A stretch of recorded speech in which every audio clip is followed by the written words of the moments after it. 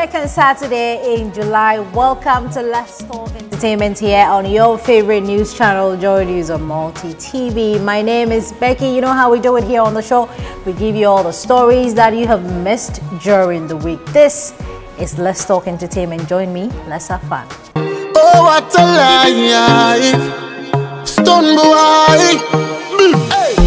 After you make it, better what will you keep around you? None of them a fake it. Tough time come, them no sticking with you. Don't come in there if you don't hustle with me from the beginning. Oh, what a shame. Why do you want me to fail at the end of the day? Don't come in there if you don't hustle with me from the beginning. Oh, what a shame.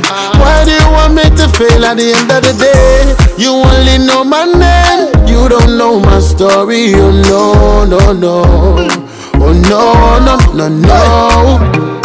You're so welcome back. Just join us. You're logged on to the JoyNews channel. The show, of course, is Let's Talk Entertainment. It's the beautiful Let's Talk Entertainment, the only entertainment show on TV. If you're not tuning in, if you're not watching Let's Talk Entertainment, then you're not doing anything on TV. You're not, talking entertainment on TV. This is Let's Talk Entertainment. To our very first story, let's talk about the Joy FM Beauty and Bridal Fair. The whole of last weekend was all about the Beauty and Bridal Fair, and organizers were speaking to us here on JoyNews on Multi TV. I'm talking about Let's Talk Entertainment. I spoke to Echikwam, and he says that the Joy FM 2017 edition was a success. I think it's been nice. It's been great.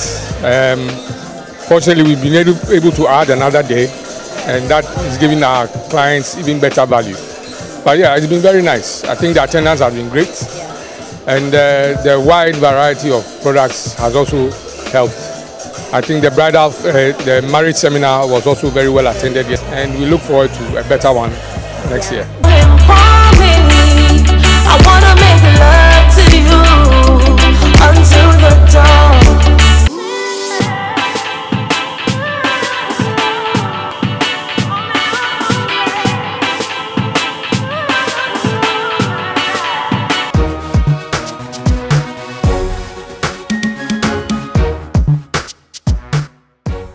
We are definitely looking forward to the 2018 edition of the Joy FM Beauty and Bridal Fair, since this one was a huge success. Let's move on and talk about some of the stories that you have missed during the week. Now, we spoke about Andre today. Are you here on the show? He says that Shatta Wale is his favorite musician. Yes, we spoke exclusively to him here on the show. Enjoy.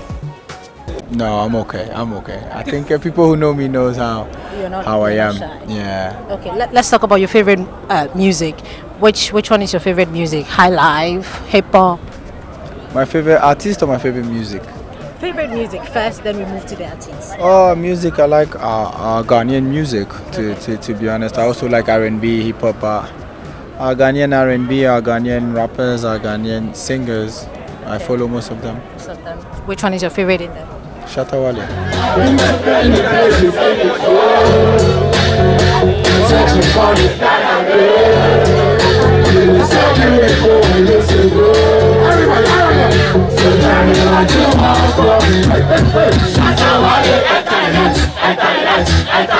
Are you kidding me? What about Shatta Wale? He's the number one. So do you know any of his songs? Oh, most of them, okay, if not all of them. But he has made a lot of songs which has touched the heart of Ghanaians, and I think he's someone that got to a point people didn't understand, and now they understand him more, his mentality, his philosophy.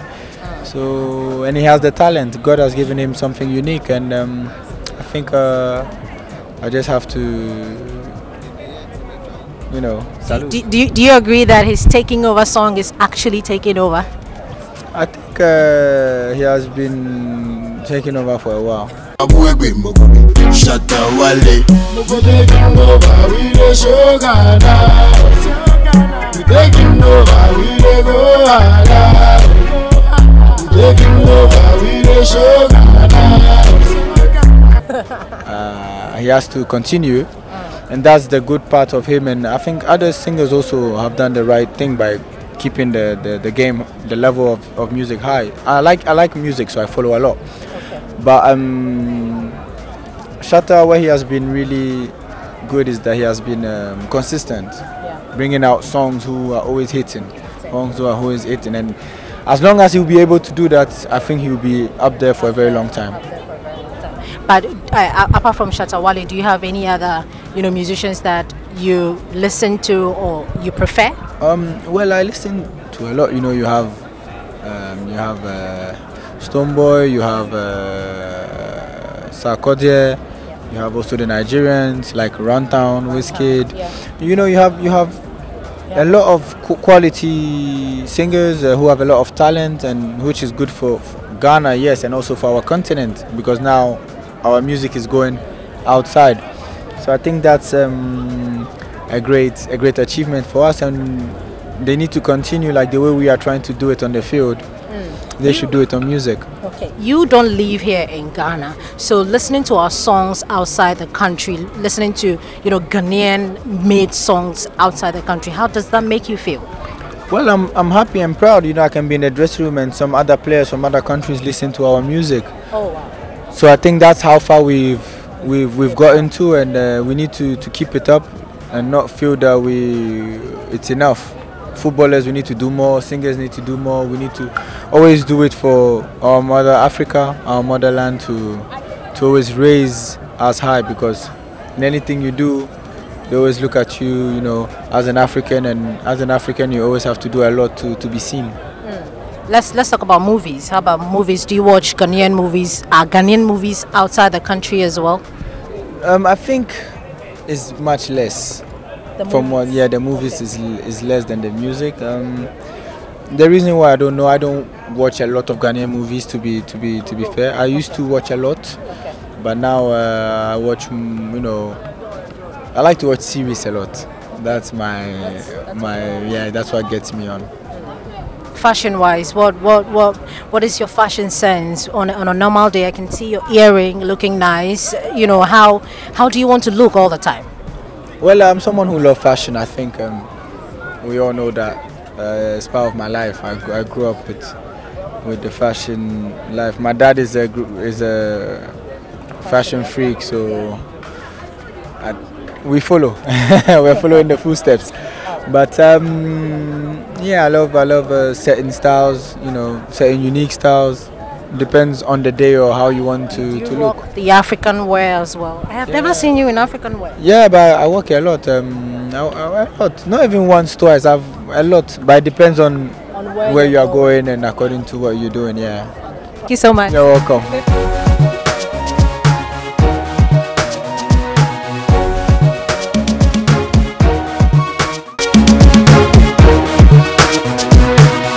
All right, now that was Andre Dedeayu. He is a midfielder and he plays for Ghana and West Ham. Yes, and he's been talking entertainment with us here on Let's Talk Entertainment. We will bring you subsequently some of these interesting interviews here on the show, so you should keep up with Let's Talk Entertainment. Let's move on and talk about other stories. Now, let's talk about the KJTF versus Mokola. It's a new comedy series in town and it's set to premiere on Joy Prime. Yes, our sister channel Joy Prime on the 22nd of this month. So there was a premiere at the La Palm Royal Beach Hotel. Of course, we were there and we bring you this one. I just remember something. When my client told me to come, I put rice in the fire. This one, please, let her show you honestly. I know him. No, okay. Then my case is. And I want you to refer to him as your leader, please. But he's the defendant. The defendant. This woman. If I tell you what this woman has done to my virtue man, we come marvelous. It's good to marvelous you. I'm in a hurry to hear it. Please, hear it. The launch has been amazing here at the La Palm. You saw the crowd, you saw the queue that was formed, and it is again hitting your TV screens on the 22nd of July. Joy Prime. You know, everything entertainment, we would like to give it to you because we do real entertainment. Now the person or the brain behind Joy Prime, as in my boss, Nana, yeah. Hi, Dad. Charlie, so wait, how were you able to make this out and I mean get to see that this was going to be here to put it on Joy Prime? As you know, I mean, it's an amazing team at Multimedia. We know what we look out for. You know, as far as compelling content is concerned, it had all the attributes. This is something that creates the conversation in homes every weekend. And so we picked it and we said, yes, we're going to put this on the weekend. We promoted it heavily together with Laser and Legacy. Everything was done. I mean, TV, radio, online. The reception has been amazing. And we expected it like tonight. Because as you know, we've done the premieres in Kumasi. It was a bomb. I mean, we still had to do another one, a third premiere, because even though 2 was planned. And it's been like that in all the locations. We've done Takwa, we've done Takrade yesterday, we've done Sunyani, and all of them has been amazing. The reception is great, and it's interesting. This is an unscripted production, wow. But you can feel the synergy between the team.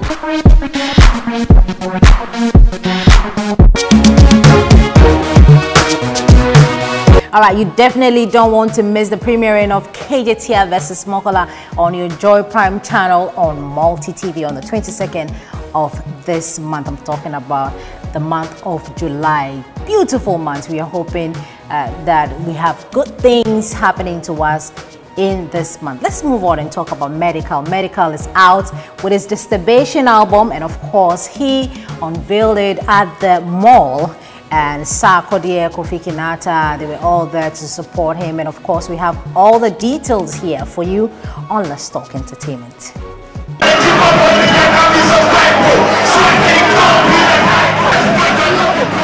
a number of artists featured and 22-track list on the album. These artists featured on the album include EL, Sarkodie Shatawale, Omar Sterling, Mr. Easy, Bisakede, Papi Kojo, Fowls, Yapono, Raskuku, and Papi, all 5-5 fame. At the album signing, Medical mounted the mini stage as he gave an energetic performance supported with mainstream artists such as One Love the Kobolo,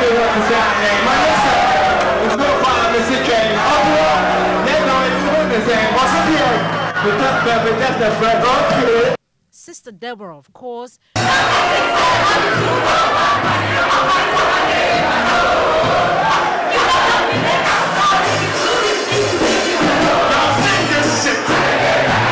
Sarkodie,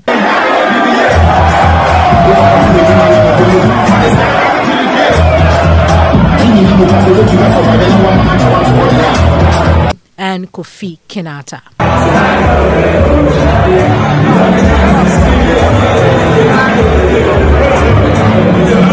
Fans were given the opportunity to rap any of Medical's release songs, as many took away mouth-watering prizes. All right, that was Medical himself, Sister Deborah, his girlfriend, of course, One Love, the Kobolo, Sarkodie, Kofi Kinata, all performing at the Disturbation album launch at the West Hills Mall. Let's move on from Medical and talk about Stonebwoy. Stonebwoy has been talking to us exclusively from the United States of America. He spoke to Benedict Osu of our sports, Joy Sports, and of course, he's been talking about the BET experience, what he has experienced at this year's BET Awards after losing out to Wizkid. Yeah, Stonebwoy says he's not perturbed, he has learned a lot, and so organizers should learn, you know, so many things from the BET Awards. Don't just watch, learn something from, you know, the foreign events that we've been watching here in Ghana. Stonebwoy is up next. How was the BET experience? Yeah, it was a good experience. It opens your eye to several things happening in other people's industry as well. So it's a good experience to have the opportunity to attend and to witness and to participate, even perform. And having won it already in 2015 and coming back as the only nominee from Ghana as well. You know what I mean? It only shows that we're investing work, time and money, and at the end of the day, it goes a long way to also put the name of Ghana on the map when it comes to entertainment. Take me through your performance. How was it for you? It was a great piece. It was a great piece. You know, performing at the Experience main stage. Yeah. And as people of Ghana, what can we learn from this as artists, from whatever you witnessed at the BET? Lots of things to be learned, actually. Lots. But I can only simplify it to say that one thing I want to say is that, you see, this is showbiz, and I think one thing I kept saying is that America is one of the most branded countries in the world.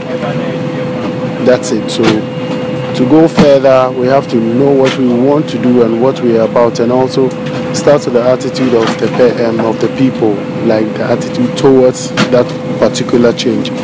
Because I've been here a number of times and witnessing it over again. That is what comes to mind, how they intentionally make it happen. You know, it's planned, it's coordinated, it's executed. That's one of the things I've learned, and I would say that we as Ghanaians are also working on, and will and should have to work on the more, you know, to make it look like how we always see it from other people, you know, because there's a whole lot of behind the stage things that go on and it's not easy. So we shouldn't only look at judging how it's seen. You know, we as people should understand that all these persons or all these countries that we are emulating or we are getting inspired by or drawing inspiration from have a lot to do behind the scenes, you know, put in a lot of work. So these are things I would wish Ghanaians to learn, and I'm still learning as an artist, so why not? Okay, this is what I can share. Alright, let's still stay on music and talk about Yaw Sarpong. He is 40 years in the music industry. I'm talking about the gospel music industry, and he has a couple of things that he wants to do 40 years on. We have that information right here on Joy News on Multi TV. Let's Talk Entertainment, the weekend edition. Yaw Sarpong is up next.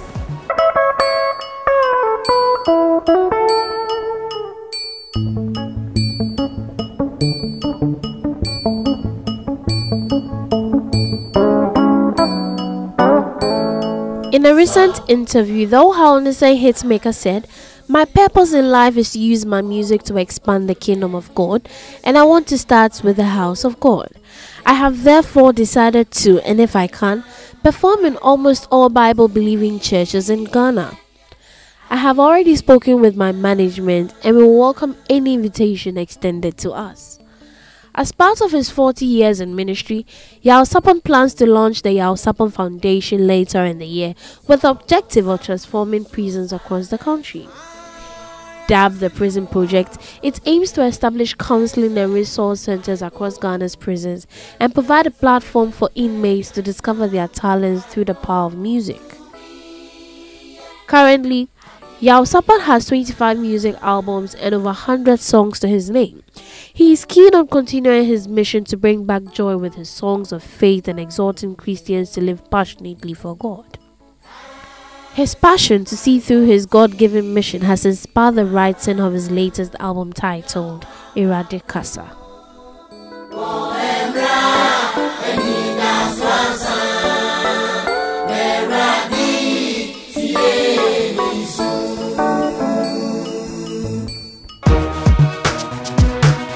All right, that was Yaw Sarpong, looking, young as ever. 40 years on, congratulations to you.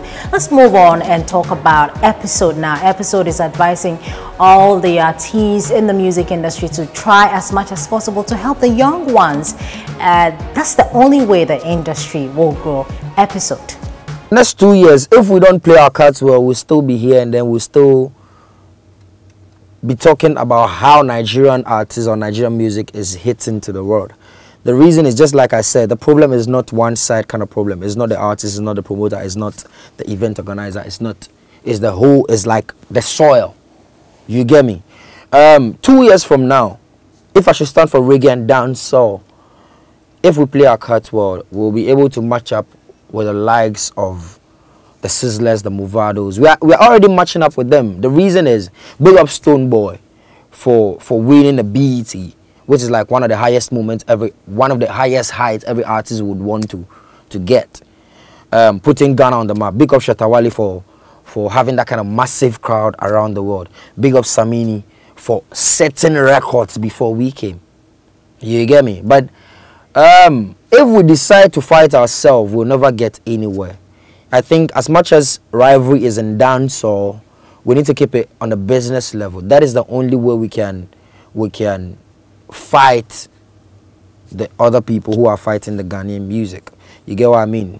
Another question that I always want to ask is it because the right measures are not put in place? Artists who are booked from Ghana, they've not really put that kind of level where they would also demand that, okay, so Chronix is coming to Africa with a 20-band artist, so I also need to, if Stoneboy can also go around the world like that. But it would be nice that 5 years from now, just like you said, 2 years from now, we'll always stand somewhere and go like, yo, we've made enough and we've made Ghana, Mama Ghana proud. Well, episode did not end there, as he was asked which female dancehall artist he intends to collaborate with, and it would amaze you what episode had to say concerning female dancehall musicians in the industry. Any female dancehall artist in Ghana? You think there's anything? Okay, I don't know of any. I only know of Afrobeat kind of artists in Ghana. Let's move on and talk some international stories here on Let's Talk Entertainment. Now, legendary Tupac Shakur's letter to Madonna is out. Yes, guess what is in that letter? How many brothers fell victim to the street? Rest in peace, young nigga. There's a heaven for you. The late rapper, who died 21 years ago when he was shot 6 times in a drive-by shooting, dated the Like a Virgin hitmaker for 3 years before his death. He has admitted in a gripping letter he penned when he was in prison that he ended their sacred relationship because of their different cultures and how his people will react. In a letter obtained by TMZ, the rapper wrote, and I quote, "For you to be seen with a black man wouldn't in any way jeopardize your career. If anything, it would make you seem that much more open and exciting. But for me, at least, in my previous perception, I felt due to my image, I will be letting down half of the people who made me what I thought I was." Although he called it quits with the 58-year-old singer, he claimed in his letter that he never meant to hurt her and offered out his hand for a possible friendship. He explained, and I quote, "I never meant to hurt you. As you can see, I have grown both spiritually and mentally. It no longer matters how I'm perceived. Please understand my previous position as that of a young man with limited experience with an extremely famous sex symbol," he wrote. I'm not gonna lie, I love women with a passion. I do. I feel like sometimes now I just want to call Prince and just be like, can we hang? Because I love women like he loves women. Madonna, she's real nice. She's a good person. She helped me a lot. She was real cool, like any one of my homeboys. I offer my friendship once again, this time much stronger and focused. If you are still interested, I would like to further discuss this with you, but it couldn't wait. I felt compelled to tell you, just in case anything happened to me. The letter is set to go up for auction between July 19 and July 29 at Kota Roll, according to TMZ, and the bid will start at $100,000. Following her relationship with Tupac, Madonna went on to have a daughter, Ludros, who is 20 years old, with ex-partner Carlos Leon, a son, Rocco, who is 16 years old, with ex-husband Guy Ritchie, and adopted 4 children, David, Messi, Stell, and Esther. I got your name tatted on my arm, so we both born to my dying days. Before I say goodbye, Kaden with mental rest in peace. Thug till I die. How many brothers fell victim to the streets? Rest in peace, young nigga. There's a heaven for a G. I'd be alive if I told you that I never thought of that. My nigga, we the last ones left, and life goes on. How many brothers fell victim to the streets? Well, who would ever know that Madonna and Tupac were, an item? these people, they are doing things. So, well, let's move on and talk about Beyonce. Now, Beyonce and her twins are back home. Everybody is saying congratulations to them, you know, the Queen and the King. Their babies are back home. And of course, Kim Kardashian, yeah, she also tried congratulating Beyonce with so many stuff. But Beyonce, I don't know whether to call this rude, but she rejected all the gifts that Kim sent to her at the hospital. Why would B do that? Well, but she did.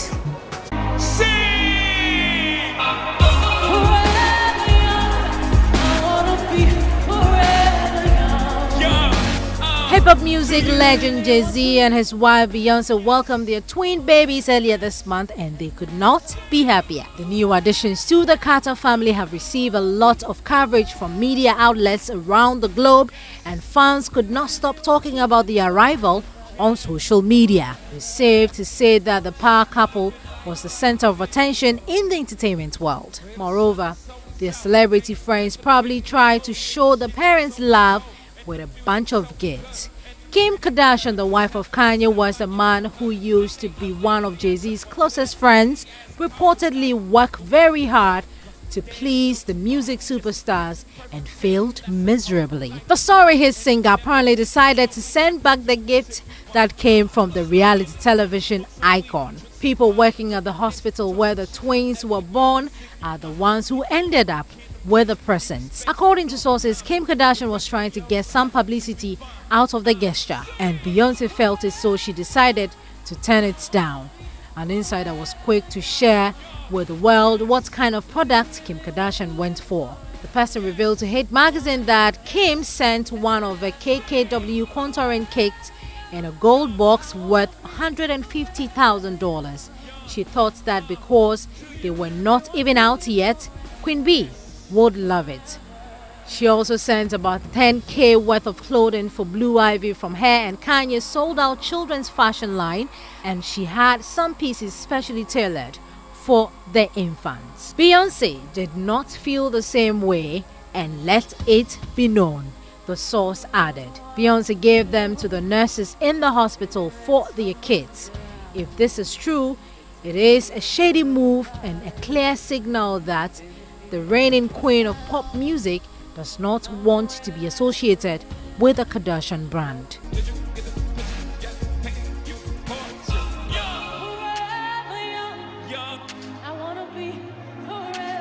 It's a wrap on this weekend's edition of Let's Talk Entertainment. Thank you so much, Ifia Gallery, for giving us this place to talk entertainment from. Thank you, Solo, for handling the camera well, and thank you for watching at home. My name is Becky. Join us same time next weekend for even more thrilling edition of Let's Talk Entertainment. I'm out.